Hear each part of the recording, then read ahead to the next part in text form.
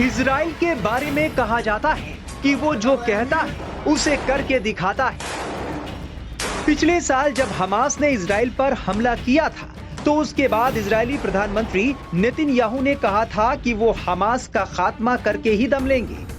उसके बाद गाजा में इजराइल ने किस तरह से हमास को उखाड़ फेंकने के लिए कार्रवाई की वो पूरी दुनिया ने देखी। हाल में ईरान में हमास के पॉलिटिकल चीफ इस्माइल हानिया की हत्या हुई और उससे ये साबित हो गया कि इजराइल से पंगा लेकर हमास ने बहुत बड़ी भूल कर दी। हमास चीफ हानिया को ईरान में ही मारकर इजराइल ने ईरान को भी साफ संदेश दे दिया कि उससे जो टकराएगा उसे ऐसा ही अंजाम भुगतना होगा। हालांकि ईरान और हमास ने भी इजराइल को धमकी दी है कि वो हानिया की मौत का बदला जरूर लेंगे। वहीं इजराइल एक एक कर अपने दुश्मनों को निपटाता जा रहा है। इजराइल के हथियारों, तकनीक और जासूसी तंत्र का लोहा पूरी दुनिया मानती है। दुनिया के नक्शे पर इजराइल को खोजना मुश्किल होता है।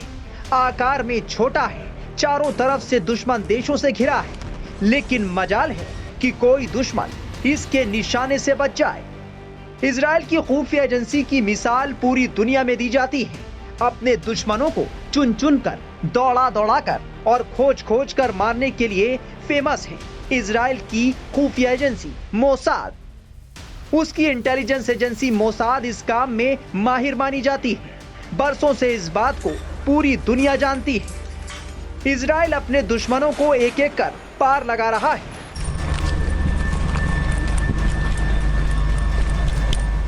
3 जुलाई 2024 को लेबनान में हिजबुल्लाह की अजीज यूनिट के कमांडर मोहम्मद नेहमी को मारा गया था।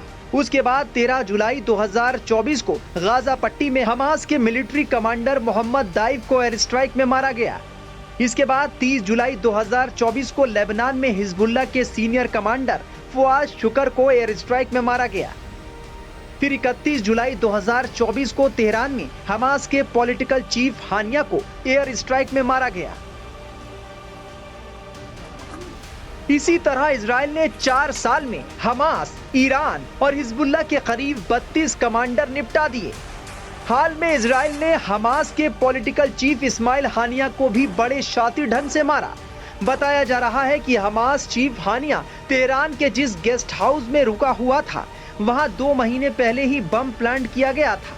खबर है कि मोसाद ने इस ऑपरेशन को अंजाम देने के लिए ईरान के ही सुरक्षा एजेंट्स का इस्तेमाल किया। मीडिया रिपोर्ट्स के मुताबिक मोसाद ने ईरानी सुरक्षा बलों के ही एजेंट्स को बम लगाने के लिए हायर किया था। 31 जुलाई की रात हानिया जिस कमरे में सो रहा था वहां तेज विस्फोट हुआ और इस्माइल हानिया की सुरक्षा गार्ड समेत मौत हो गई। ईरान और हमास कह चुके हैं कि वो हानिया की मौत का बदला जरूर लेंगे। ऐसे में इजराइल और हमास के बीच जंग छिड़ सकती है।